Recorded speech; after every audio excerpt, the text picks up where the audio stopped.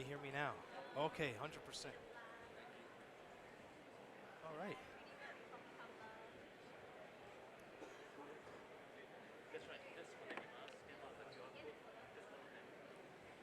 Okay.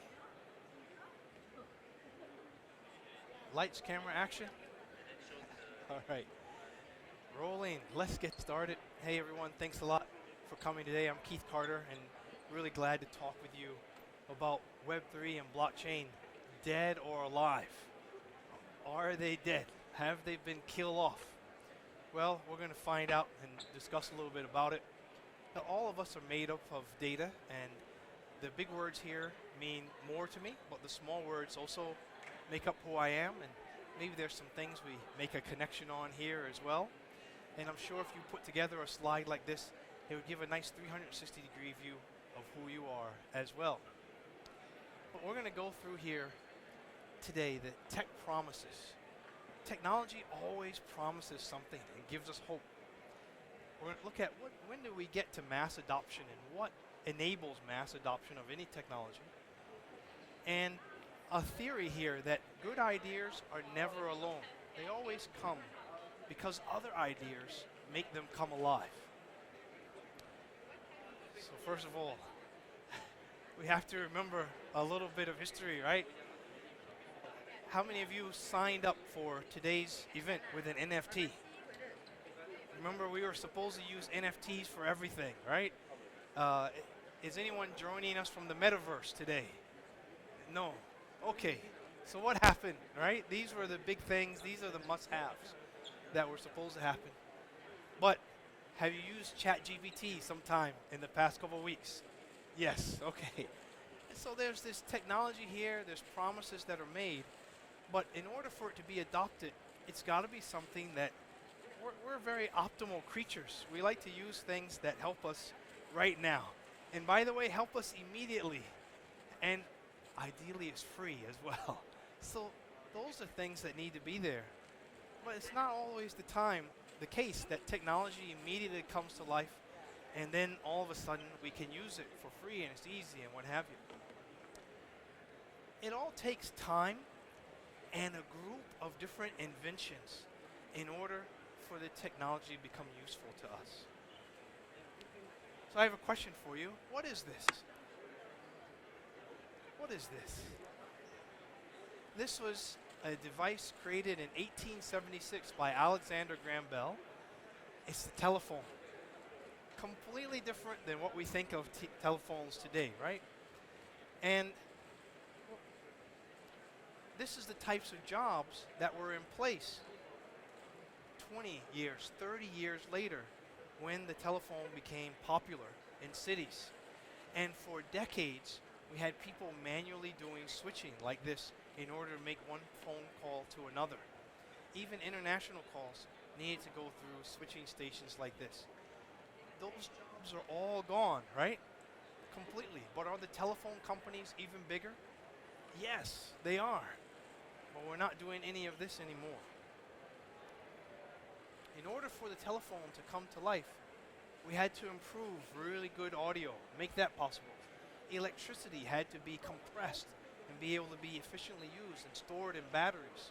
We had to have computing power come to life also and make it useful in other ways than just a telephone. And then with standard signals, we were able to go anywhere in the world. Some of you are from different countries perhaps, or we use telephones now. It's like we expect to land a different country and just go ahead and use it. We can't understate the amount of effort it took to do this. We really have to respect our grandparents and great-grandparents. Can you imagine Nippon Telecom and AT&T working together at a time when Japanese and English, this was 1930, right? Before the war, Japanese and English speakers were even less, but they were able to get the telephone system to work together. It took decades to get here, and now we have this, right? So that's more than 100 years in order to get to this device. We look back at the car, and this has been replaced very much by a car that lets us move.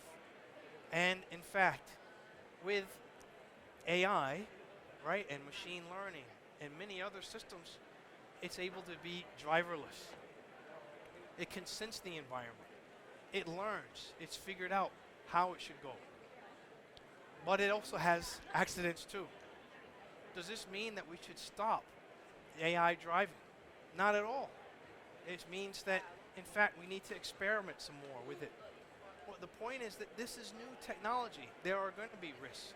There are going to be challenges when new technology is introduced to any environment. Should we stop? Is AI driving dead because of this crash? Not at all.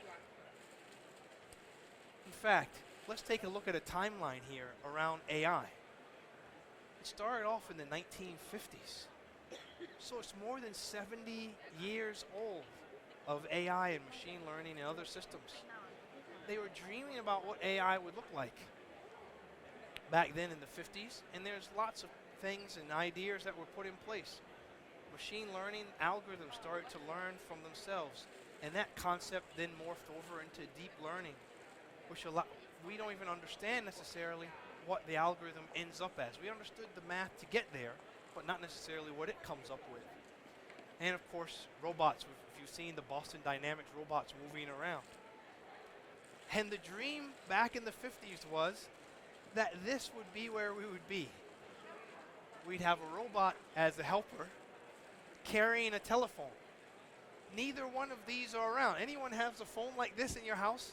A rotary dial phone? No, right? So that's gone. And does anyone have a robot like this in your house that carries? Not yet. So neither came true after 70 years. And some of it wasn't even necessary. So a key point I want you to think about from this is technology, we can't even envision what it looks like 70, 100 years from now. But what we should be enthusiastic is that we do get some output. We got ChatGPT and DALL-E 3. You think in the 1950s anyone had in mind that this would be the outcome from AI? Wasn't even an idea, right? They wouldn't think, oh, I can automatically make pictures. I can automatically write about quantum computing. So what does that tell us?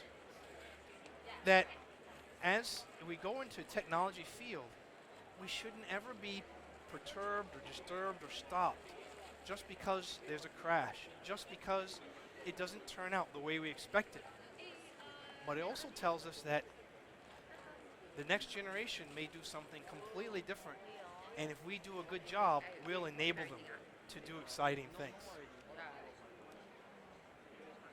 This is the printing press, and so Gutenberg transformed money when the printing press was developed, because then organizations, banks, governments were able to print the value of products and services. This transformation came from something unexpected. Oh, I want to read, I want to print magazines. They didn't necessarily think I'm going to print currency with it.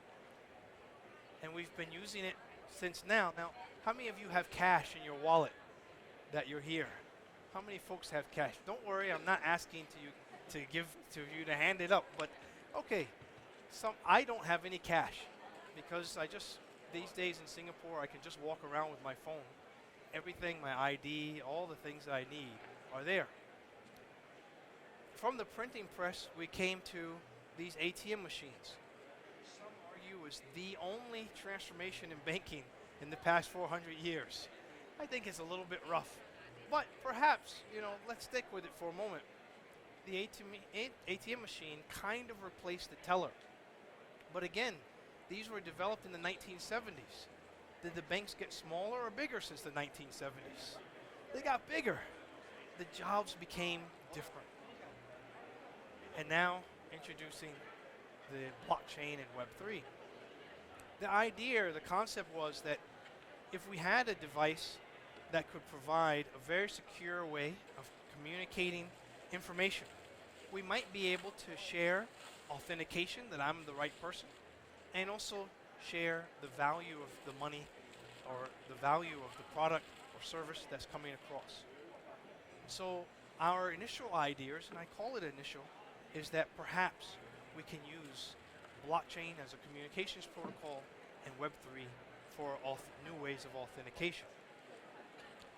I just want to remind us of what this is all about, and I want you to think about, as I go through these, where's the most obvious use of this technology, blockchain? Guaranteed delivery of a message. Unchangeable historical record. They like to use the word immutable, but I like just, it doesn't change. And then privacy preservation with encryption, meaning that the wrong person isn't going to be able to read it, the right person will be able to see it. And in addition, because it's unchangeable, if someone were to intercept the message, you can't change it easily. Where's the most obvious use of this today? Most obvious use case.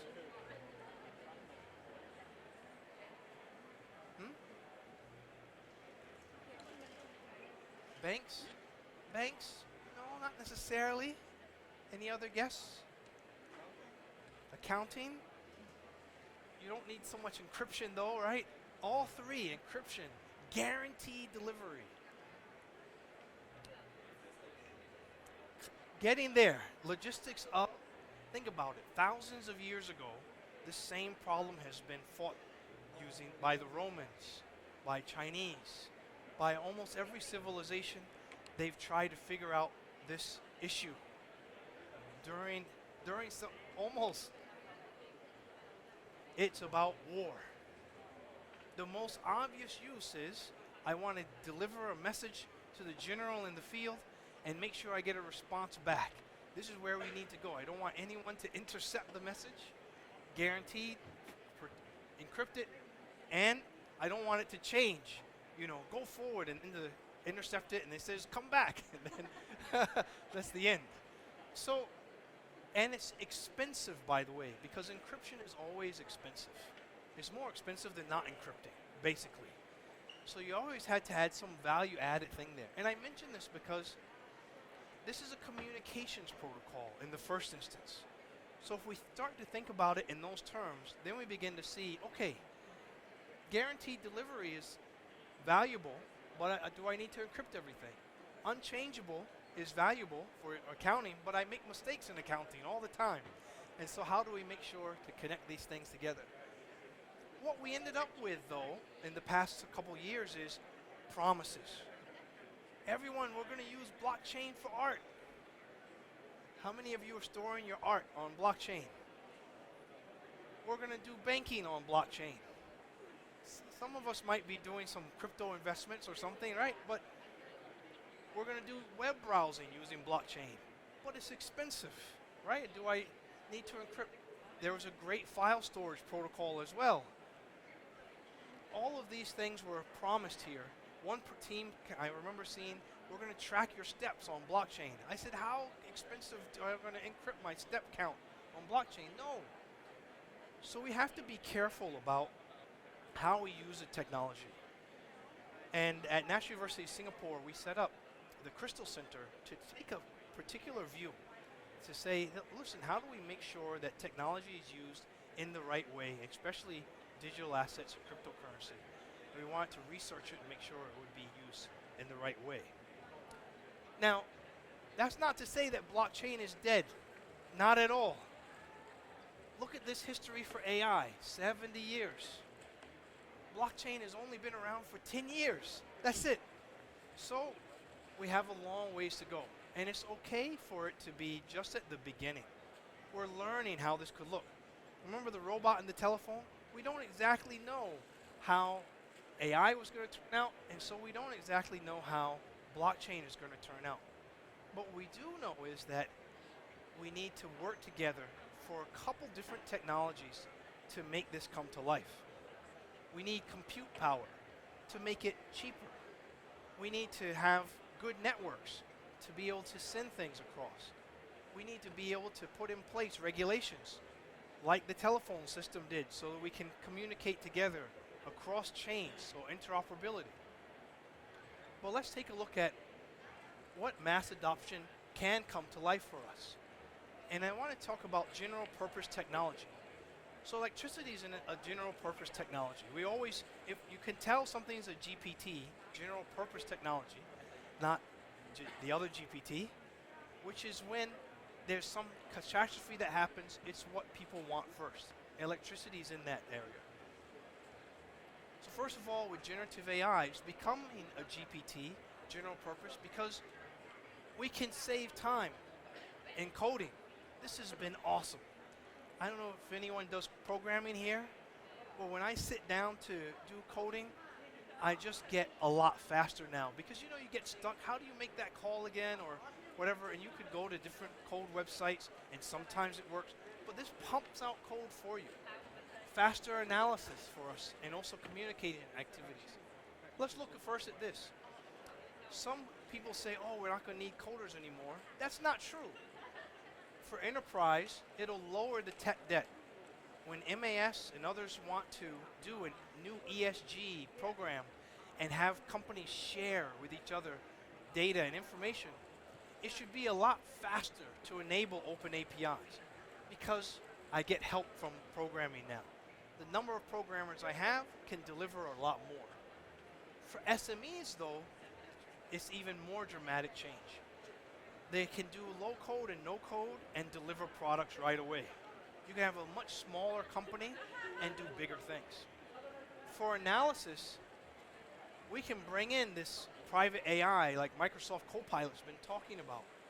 But for SMEs, the enterprise can't get rid of certain things, but SMEs, they can just say, hey, I'm the business analyst now. I don't need to hire a data scientist. The AI is my data scientist. So I've warned people, look, it's not that the technology people are safe from this. In fact, they're the ones who might even be the most scared. It's the business analysts that can now just put data in and get answers. And then finally on communications activities, an enterprise maybe gets 30% of their activity improved from having AI because they have the marketing strategy, they have partnerships, it's really complex. But as an SME, 100% of your activities can be settled with AI. I can publish the art, the text, just put it online, and my Instagram post or TikTok is done. With Canva these days, I can even create videos as well. Everything in one site.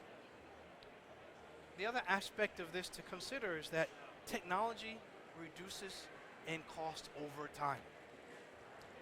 DNA sequencing, which is relatively new, is 1/10,000th of its cost as to when it first came out. 1/10,000th. So when do we invest? When do we get involved with technology? What you know is that these technologies here, like the hard disk, RAM, transistor, they became millions of times cheaper over the past 60 years. So what does that mean for AI? It's going to become cheaper. What does it mean for blockchain? It'll become cheaper too. But where do these two intersect? How can AI and blockchain have a relationship together? And that's where I'm going to bring us to now. What is the future for blockchain here? Is it dead so early in life? I certainly hope not. And I believe that by some of the things that you would have seen in the FinTech Festival today, you'd see lots of use cases down the halls over here as well.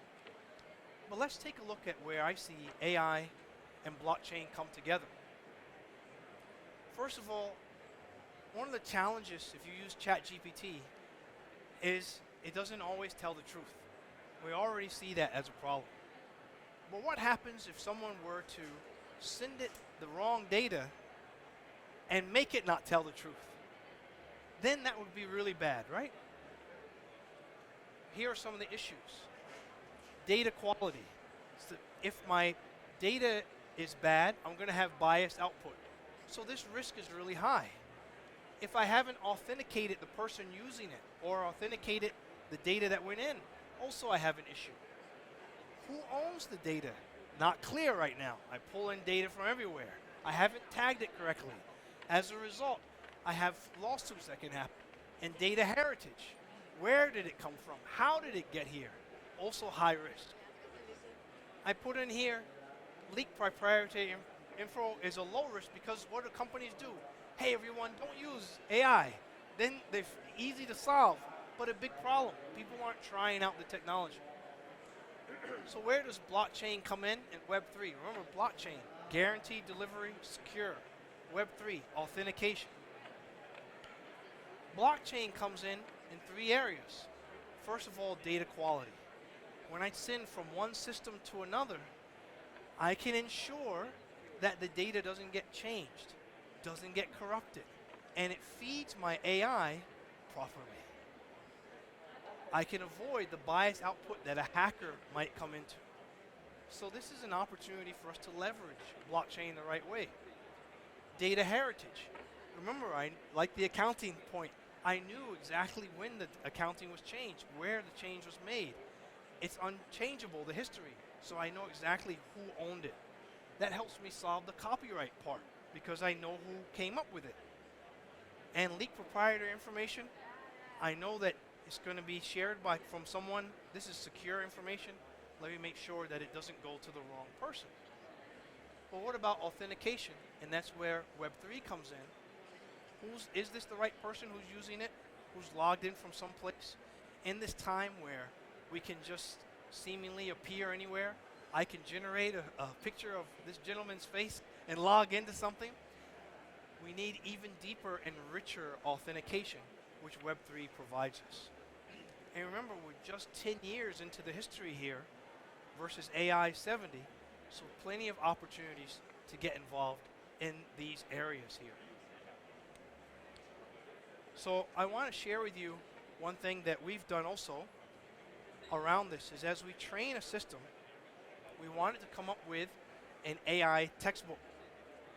A textbook that would allow you to be able to go into any discussion like what we're having here and then be able to ask it questions. Hey, what did that person say? Now, it's one thing to read a book, and I can give you all the slides from today, but what will you miss? The conversation. It'll just be a picture of a horse. You'll say, what did he say about the picture there, right? So we also need to change the way that we learn. And by using AI, we can learn more about blockchain. Use an old technology to learn more about a new one. So this is a system that's been developed here in Singapore. It's a textbook that comes alongside any classroom teaching, and then allows the participants to go ahead and dive into it and understand where can this technology be used in my current work. And so I'll just show you here. One of the things that you're able to do is go in and have like a discussion like this around and then see what your particular occupation is. And then you're able to then choose, well, which one of these things should I use AI for? So you get guidance toward that as well. And so we are trying to bring together the training around blockchain onto a system like this too. Because then we can bring together the multiple parts that are necessary for a technology to come to life and be useful. Now what's the issue going to be? The issue can be though that if we, as systems become bigger and built up more like this, if a hacker comes in and decides to attack a point, where should it attack an AI system? In the training. So blockchain has to be built there. Where should we also attack an AI system? In the authentication. So Web3 needs to be established there. Your work is important, and I hope that you'll get involved and maintain an understanding of what Web3 and blockchain is all about so we can safely build AI systems. I share you this so that the foundation and the underpinning can be protected by folks in the Web3 and blockchain community. So my key takeaways here are, number one, this was the original telephone. Look at where we came to. So build on other ideas. Never try to think, oh, I'm going to build something completely no one has ever thought of. No, it's always iterative development, and everything depends on each other. We move from here to now our cars that move around automatically. And blockchain, can we guess what the future looks like? Not sure. At least for me, I have to humbly say, I'm not sure who made the picture of the robot and the telephone, but if they're still alive, they would see a whole different world right now. And I imagine that we're going to see a whole different world too. But each one of these actually depends on each other. Isn't it the case now that because of the telephone, we can actually have driverless cars because of the communication that goes on between them? Isn't it the case that we better protect this driverless car also from being hacked with a security communications protocol? These all come together. And lastly is never, let me just explain the adoption starts at home. Who complained first about AI? Back last year in October. Who complained miserably about it? It wasn't scientists. Parents? Huh? Banks? They got concerned a little bit later. Students loved it, and so teachers hated it, right? They said back in October, New York don't block Italy. Remember Italy? They said no AI, Chat GPT here, because it's ruining the school system. Why was that a big issue? It was because students were able to easily do their homework assignments using Chat GPT. So adoption starts at home. If you have a new technology and kids use it, parents use it, it'll be adopted. But what happens when you introduce a new ERP system inside of a company? How much adoption? Very slow, and even the people that work there don't like it, right? Why? It's because we didn't build it with the human in mind. We need to build with the human in mind. The human experience is the basis for all technology. So at first I said we had NFTs before, Metaverse last year, and now ChatGPT. But which one were we all using now? Still this ChatGPT, because the human experience made AI so much easier. But if I had asked you in 2009, are you using machine learning?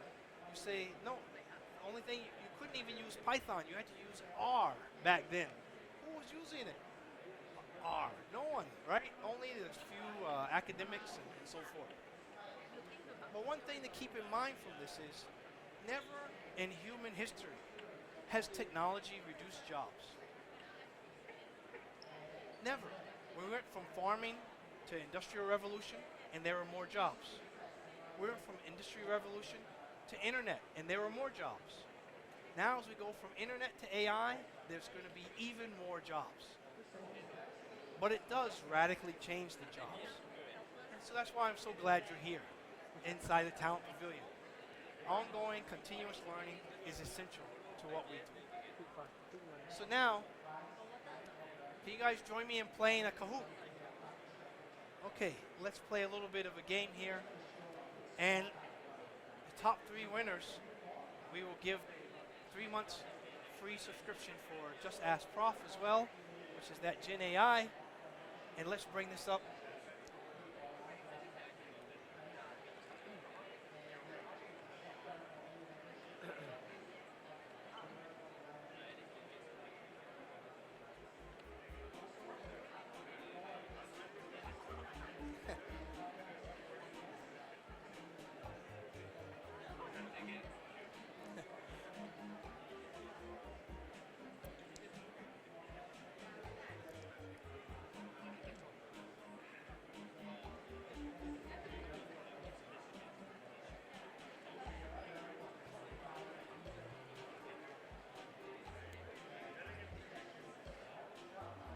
Everyone in? Anyone not in yet? Oh, you're working on it, I think. Did you get in? Oh, okay, you're in. Okay.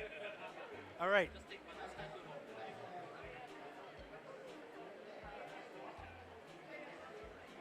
Five. We're going to get started. 4, 3, 2, 1.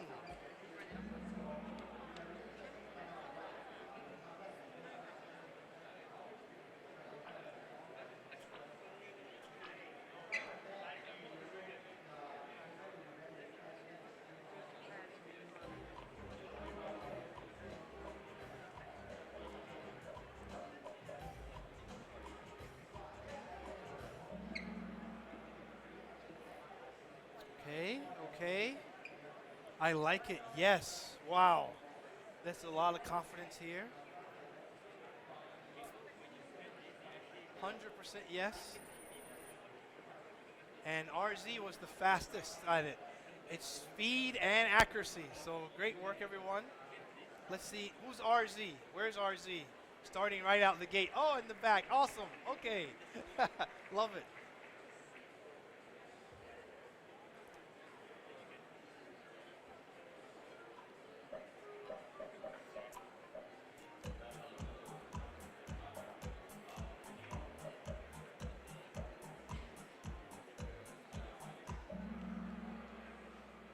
All right.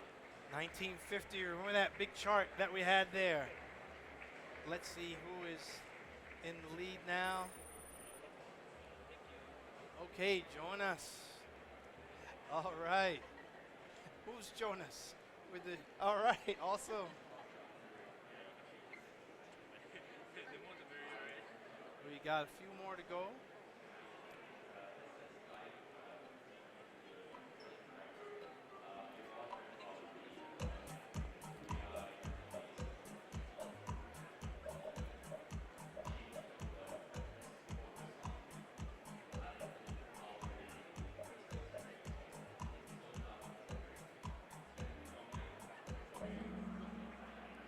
There are multiple right answers to this one, right? So definitely, what risk can be mitigated by blockchain? Not necessarily cost reductions, but authentication, data quality, and data heritage. Yes, that's what we talked about. Oh, the whole board flipped. Okay, Faith is in the lead. All right, and Strategico has a nice stretch. All right, let's see. Second to last question here.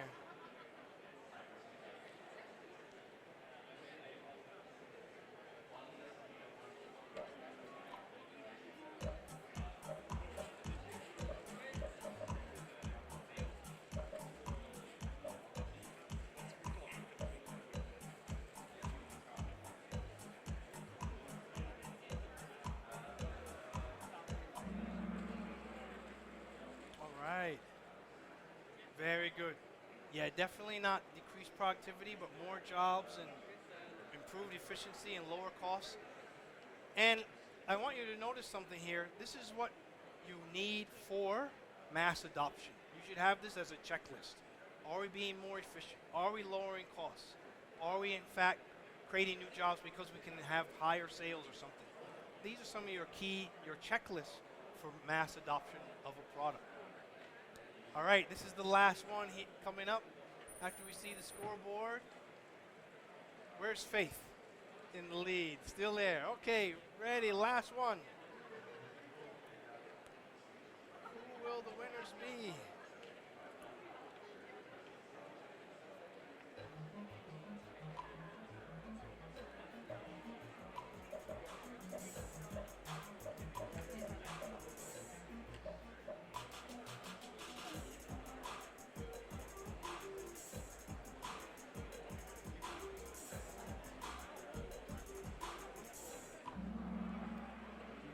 All right, yeah, because blockchain encryption, right, adds additional cost and compute energy, which is why green sustainability.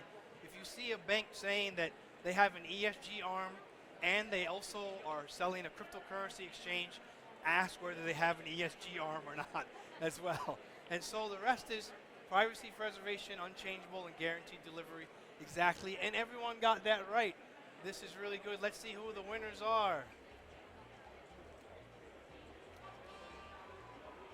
Leo, who's Leo? Leo, all right. JB, JB, okay. And number one, Faith, all right. Congratulations, guys, excellent work. All right.